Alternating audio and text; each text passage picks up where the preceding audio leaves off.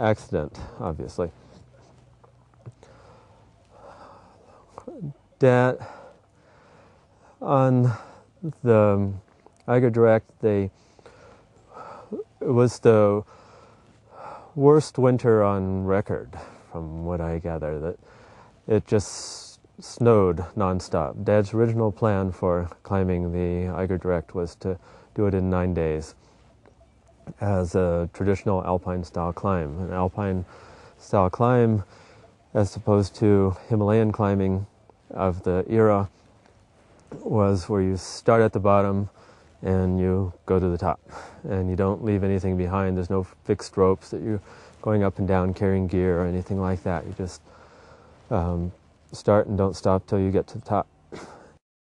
I heard that a German team had started to climb the Eiger, and the German team had 8 people, and they would have some people leading the climb and others ferrying gear up and down. They'd have changeovers of personnel. As one group got tired, they'd replace them.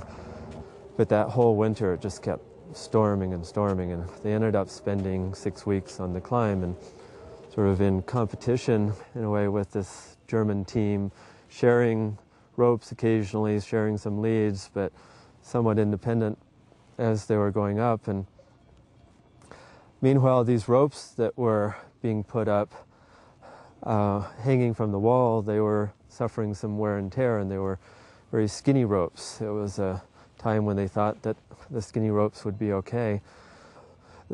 There had been a storm, and Dad and Dugo Hasten had been on this big snow cave at Death Bivouac, and they spent, I think, almost a week there, and then looked like the weather was getting a little better, so they started up. They'd already fixed ropes higher. Dugo Hasten went up first, got to the spider, and then was waiting for Dad to follow him.